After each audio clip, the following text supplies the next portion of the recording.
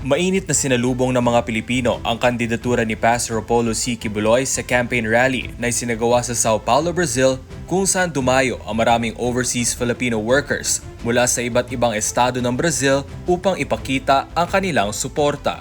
Hindi lamang ang mga OFW mula sa Asia, Europa, Middle at North America ang nagpaabot ng kanilang full support sa butihing pastor, kundi maging ang mga OFW sa South America, particular na sa Brazil.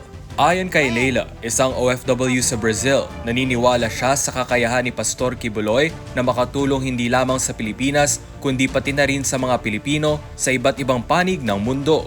Sana manalo po si Pastor Quiboloy. Nakikita ko na marami na siyang natulungan hindi lang sa Pilipinas kundi sa buong mundo.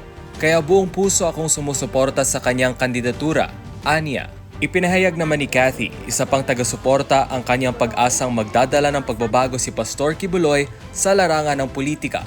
Alam naman natin na hindi politika mismo ang marumi, kundi ang mga taong nasa loob nito. Umaasa kami na may tunay na pagbabago para sa ikabubuti ng ating bansa at ng sambayanang Pilipino, sabi niya.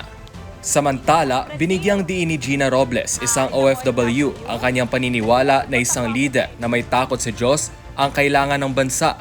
Kailangan natin ng isang pinunong may dignidad, may respeto sa tao, at may isang salita. Alam kong si Pastor Quiboloy ay makakatulong sa pagsugpo ng korupsyon sa Pilipinas, anya. Nagpahayag din ng suporta si Eduardo, na isa ring OFW. Naniniwala ako sa mga hangarin ni Pastor Quiboloy, lalo na sa kanyang laban kontra korupsyon at pagsulong ng mga programa para sa may hirap at sa kalikasan.